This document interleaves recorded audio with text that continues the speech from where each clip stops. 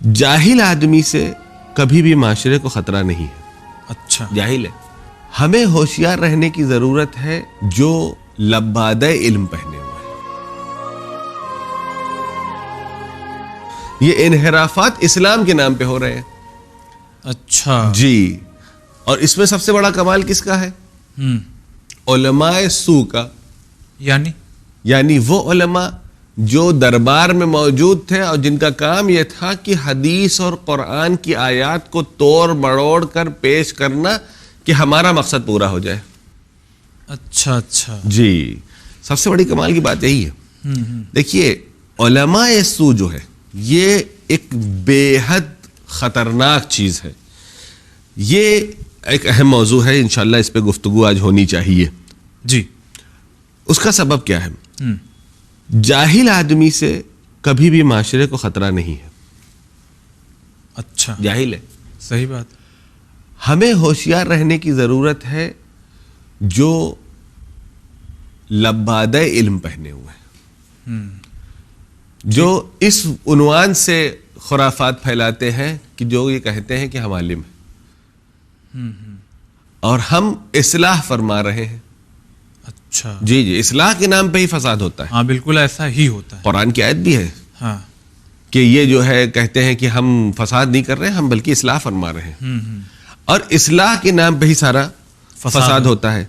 तो उस जमाने का जो हाकिम होता था उसके पास एक खास तरीका होता था। कभी भी अपनी नजर को वो पेश नहीं करता था कि बउनवान है कि मैं ये कह रहा हूं। अच्छा, उसके पास एक टीम होती थी जिस टीम का काम ये होता था कि वो हदीस नबवी, आयत कुरानिया को तोड़े मरोड़े और कुछ ऐसा कानून बनाए जी कि जिस कानून को हम ये कह सके कि आयत और रवायत की रोशनी में ये होता है। क्योंकि हमारे आलिम कह रहे हैं। उलमा है भाई, उलमा दीन, तो इनसे बड़ा कौन है? ठीक है। ये तो इसका मतलब ये है कि किसी भी चीज को बिगाड़ने के लिए पीछे कहीं न किसी न किसी पढ़े लिखे का हाथ होता है। जी जी। अब पढ़ा लिखा है तो चूंकि पढ़े लिखे को अरबी में लफ्ज आलिम इस्तेमाल होता है।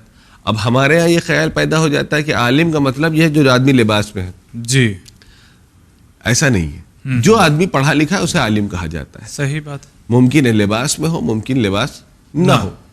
तो जहां कहीं पे भी अगर हमारे यहाँ इन्हिराफ पाया जाता है तो ये समझ लीजिए कि चाहे सामने बैठने वाला अफराद निहायत ही जाहिल दिखाई देता हो, लेकिन जो पीछे अफराद है जी, जिन्होंने इसको अक्ल दी है, क्योंकि इसके पास अक्ल ही नहीं है। सही। आपको बहुत सारे लोग चैनल पे और यूट्यूब पे और न जाने कहाँ कहाँ तकरीर करते हुए दिख जाएंगे जो अपने आप को, जैसे अभी एक साहब हैं जो बता रहे हैं कि कुरान में जो है ये आयतें एक्स्ट्रा हो गई हैं। जी, मैंने उनको भी देखा। बस हम ये देख रहे थे कि कोई एक आयत का एक जुमला पढ़ दें। जी, आज तक कोई क्लिप में मुझे एक आयत उनकी जबान से सुनने को नहीं मिली। सही। तो इससे मतलब ये है कि आप देख के भी कुरान नहीं पढ़ सकते हैं, लेकिन पीछे से कोई आदमी है जो आपको बता रहा है कि ये इजाफी है। सामने कोई और है, पुष्ट से पर्दा पसे पर्दा कोई और है। उस जमाने में भी यही होता था कि हाकिम साहब को कोई काम करना है तो उसको उसका जवाज कहां से लाएं कि ये काम सही है या नहीं। जी। तो उसके पीछे एक टीम हुआ करती तो जो उस जवाज को पैदा करती।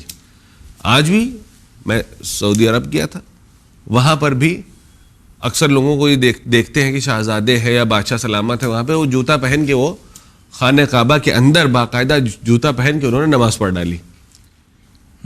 अब जो है, अब चूंकि बादशाह सलामत ने यह काम किया है, लिहाजा अब हमारी जिम्मेदारी यह है कि हम कहीं ना कहीं से हदीस वगैरह ढूंढ के लाएं, कोई ऐसा वाकया बयान करें जिससे हम उनकी इस हरकत की तवजीह कर सकें। ये ना कहें कि अरे इन्होंने गलत किया, क्योंकि नहीं कह सकते, बादशाह सलामत है।